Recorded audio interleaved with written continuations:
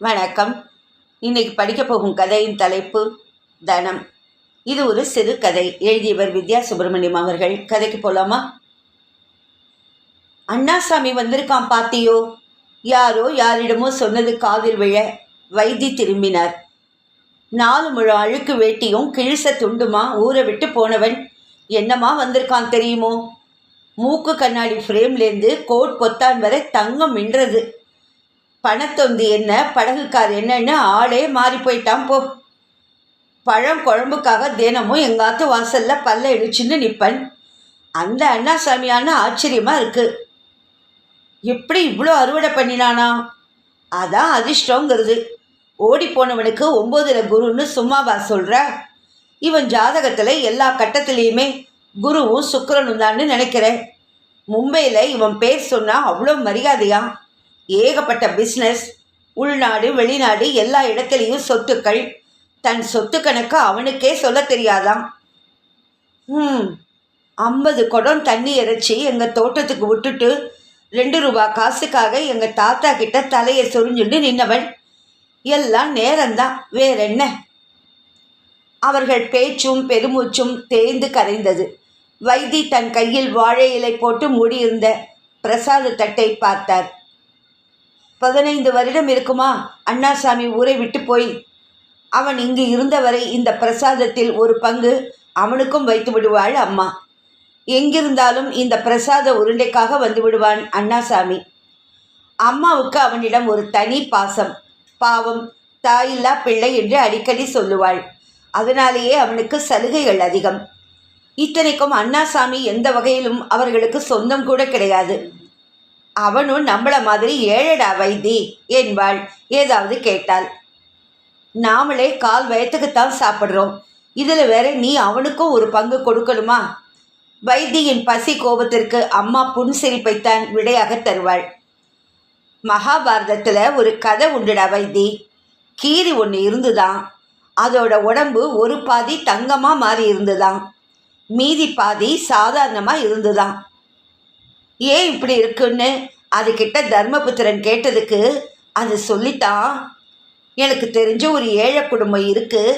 எப்போவாவது ஒரு முறை தான் அவங்களுக்கு சாப்பிட ஏதாவது கிடைக்கும். அதே மாதிரி ஒரு முறை கொஞ்சம் கேழ்வரகு கிடைச்சிது.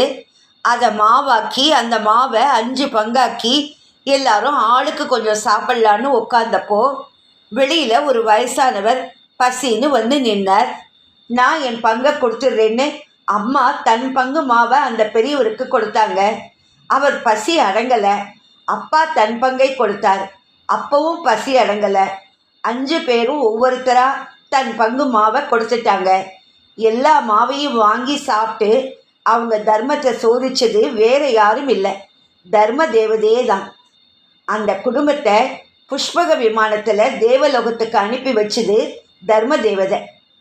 அந்த தர்ம தேவதை சாப்பிடும்போது சிந்தி இருந்த மாவில் என் உடம்பு எதேச்சியாக புரண்ட போது என் ஒரு பாதி உடம்பு தங்கமாகிவிட்டது. மீதி பாதி உடம்பும் தங்கமாகாதான்னு நானும் எங்கெங்கெல்லாம் மாவு சிந்தி இருக்கோ புரண்டு பார்க்குறேன். இதுவரை தங்கமாகலை. அந்த ஏழை குடும்பம் செய்த தர்மத்துக்கு ஈடா இதுவரை யாருமே தர்மம் பண்ணலை போலிருக்குன்னு சொல்லி பெருமூச்சு விட்டு தான் கீரி. அம்மா கதையை நிறுத்திவிட்டு அவனை பார்த்தாள். அந்த கீரி இப்போ வந்து அண்ணாசாமி சாப்பிட்டு சிந்தின பிரசாத பருக்கையில் புரண்டா தங்கமாயிடும்னு நம்புறியா? வைத்தி கிண்டலாக கேட்டானா அல்லது சந்தேகம்தான் கேட்டானா தெரியவில்லை. அம்மா அதற்கும் புன்னகைத்தாள். நம்ம கிட்ட நிறைய இருக்கும்போது இன்னொருத்தருக்கு கொடுக்கறது பெருசில்லை. நம்மக்கிட்டேயே எதுவும் இல்லாத நிலையில் இருக்கிறத பங்கு வச்சு கொடுக்கறது தான் பெரிய விஷயம். அதுக்காகத்தான் இந்த கதையை சொன்னேனே தவிர மற்றபடி வேறு எந்த எண்ணமும் எனக்குள்ளே இல்லை. அம்மா இப்படி சொன்னாலும் வைத்திக்கு அந்த கீரி இப்போது வந்தால் அதன் முழு உடம்பும் தங்கமாகி விடும் என்ற நம்பிக்கை ஏற்பட்டது. அந்த அளவுக்கு அம்மா சில நேரம் தன் பங்கையும் சேர்த்து கொடுத்து அண்ணாசாமியின் பசி தீர்த்திருக்கிறார். தர்மம் செய்து செய்து அம்மாவுக்கு கிடைத்தது காச நோய்தான். நல்ல சாப்பாடும் சத்தான காய்கறிகளும் சாப்பிட்டு இருந்தால் நன்றாக இருந்திருக்கும் அவள் உடம்பு. வைத்தி அம்மாவை மருத்துவரிடம் அழைத்து சென்றான்.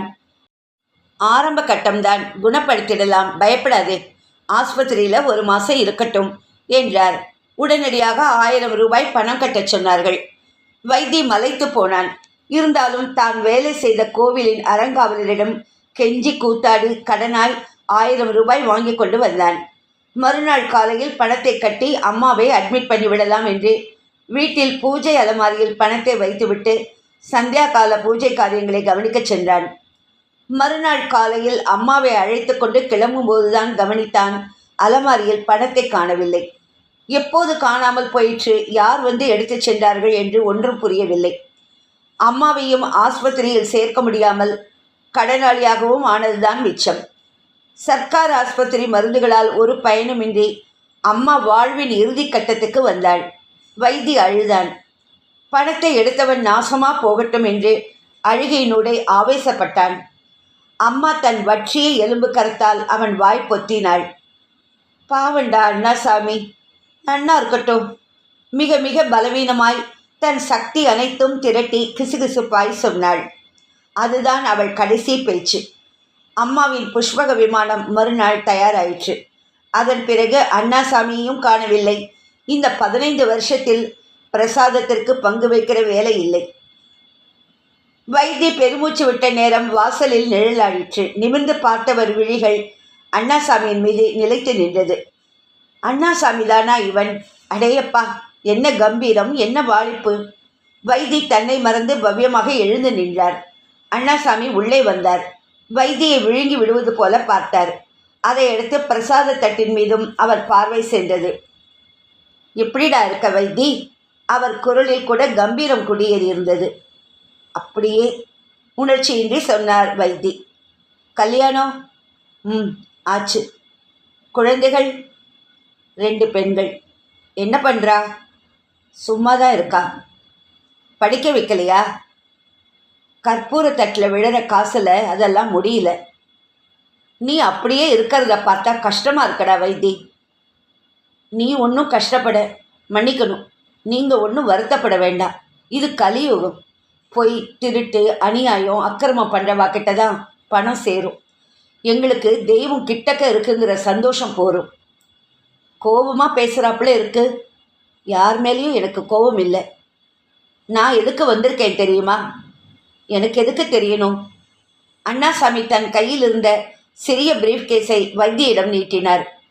என்ன அது? பிரிச்சு பாரு. இதெல்லாம் எனக்கு திறக்க தெரியாது. அண்ணாசாமி தானே பிரீஃப் கேஸை திறந்து காட்டினான். உள்ளே கட்டுக்கட்டாய் ரூபாய் நோட்டுகள். வைத்தி அதிர்ச்சியோடு ஏறிட்டு பார்த்தார். என்ன இது? வட்டி. அண்ணாசாமியின் பார்வை அம்மாவின் புகைப்படத்தின் மீது சென்றது. புரியலையே. உனக்கு புரியாதுரா வைத்தி. அதோ அந்த தெய்வத்துக்கு புரியும். அம்மாவின் படத்தை காட்டினவர் குரல் தழுதழுத்தது. எப்பேற்பட்ட நிலைமையில் அந்த தெய்வம் என்னை ரட்சிச்சதுன்னு தெரியுமா உனக்கு? பிரசாத உருண்டைக்காக அன்னைக்கு இங்கே வந்திருந்தேன். நீ இல்லை வீட்டில். அம்மா இருமிண்டு இருந்தா. சளியோட ரத்தம் வந்ததும் நான் பதறி போயிட்டேன். என்னாச்சுமா? எல்லாம் ஆயிடுத்துறா அண்ணாசாமி. நீ எனக்கு உபகாரம் பண்ணுவியா? என்ன வேணும் சொல்லுங்கோ. அந்த அலமாரியில் பணம் இருக்கும், எடுத்துட்டு வா. 1000 ரூபாய் இருக்கு. இவ்வளோ பணம் யார் கொடுத்தா மாமி? எனக்கு வைத்தியம் பார்க்க வைத்தி கடன் வாங்கி வச்சிருக்கான். ஆனால் இனிமேல் பிரயோஜனம் இல்லைடா அண்ணாசாமி. என் காலம் இன்னும் வாரக்கணக்கில் தான். உள்ளுக்குள்ள ஒரு குரல் புறப்பட ரெடியாயிரு, உன் புஷ்பக விமானம் வந்துடுங்கிறது. இந்த பணத்தை சுப்பிரமணியர் ஆத்திலேயே கொண்டு கொடுத்துரு. அவர்கிட்டையா கடன் வாங்கினா? லேசில் தரமாட்டாரே அவர். எதுக்கு மாமி திருப்பி கொடுக்கணும்? டாக்டர்கிட்ட போய்த்தான் பாருங்களேன். நீங்கள் போயிட்டா எனக்கு பிரசாதம் யார் தருவா மாமி? நான் அனாதை ஆயிடுவேனே. நன்னா பேசுகிறடா, பிழைச்சுப்ப. எங்க மாமி, இந்த ஊரில் பிழைக்க ஏது வழி? அப்போ வேறெங்கையானு போனால் பிழைச்சிப்பியா? பின்ன ஒரு 100 ரூபாயை கொடுத்து என்னை வேற எங்கேயாவது அனுப்பித்தான் பாருங்களேன். அந்த 100 லட்சமாக புரட்டிண்டு வரேனா இல்லையான்னு. உனக்கு என்னடா தெரியும் அவ்வளோலாம் சம்பாதிக்க? உள்ளுக்குள்ளே நிறைய ஐடியாலாம் இருக்கு மாமி. பாழா போன பணம்தான் இல்லை. வெறுங்கையில் முழம் போட முடியாதே.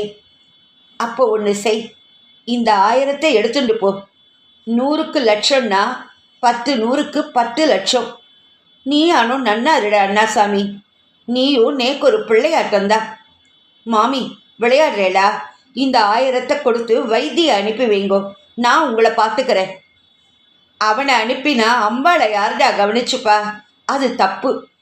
கடைசி வரை அவனுக்கு ஒரு உருண்டை பிரசாதம் கிடைச்சுன்னு இருக்கும். அம்பாள் கைவிட மாட்டான். ஏதானும் செய்வா அவனுக்கு. நான் நிஜமாக தான் சொல்கிறேன். இந்த பணத்தை எடுத்துட்டு போ. முடியாது மாமி. என் மேலே ஆணை. என்னை அம்மாவா நினச்சா நான் சொல்கிறத கேளு. அதை எடுத்துட்டு போ. மறுபடியும் நீ இந்த ஊருக்கு வரும்போது கோடீஸ்வரனாக இருக்கணும். அண்ணாசாமி கண்ணீர் மல்க புகைப்படத்தை பார்த்து கை கூப்பினார். அம்மாவை அப்படி விட்டுட்டு போனது தப்பு தான். ஆனாலும் அவள் பேச்சை தட்ட முடியல என்னால்.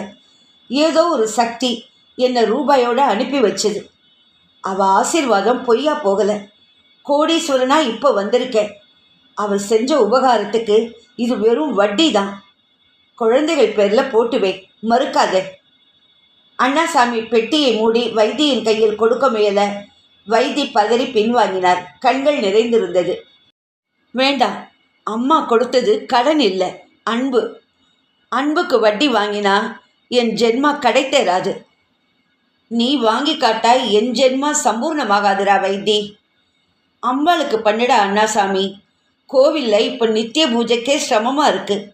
எல்லாரும் பிழைப்பு தேடி ஊரை விட்டு போயிட்டா. அவளை கவனிக்க ஆள் இல்லை. நீ அவளை கவனி. அவள் என்ன கவனிச்சுப்பா. என் பிரசாதம் எனக்கு கடைசி வரை கிடைச்சிருக்கும். என் பெண்கள் எவனுக்காக பிறந்ததோ அவனோட எப்படியாவது சேர்த்து வைப்பா அவன். நான் இப்படியே இருந்துட்டு போகிறேன். இதான் எனக்கு சுகம். பணக்காரனாக இருக்கிறது மட்டும் இல்லை, பணமே இல்லாமல் இருக்கிறது கூட ஒரு விதமான சுகம்தான், தெரியுமோ? வைத்தி சிரிக்க அண்ணாசாமி அவரை வியப்போடு பார்த்தார். அதற்கு மேல் அங்கு நிற்க இயலாது பணப்பெட்டியோடு கோவிலை நோக்கி நடந்தார். வைத்தி அம்மாவை பார்த்தார். அந்த மகாபாரதத்தை கீரிய எங்கேயாவது கண்டா இங்கே அனுப்பி வைமா. இந்த வாட்டி நிச்சயம் அது முழுசும் தங்கமாயிடும். அம்மா எப்போதும் போல சிரித்து கொண்டிருந்தாள். இத்துடன் இந்த கதை முடிவடைந்தது. ரொம்ப அருமையான கதை.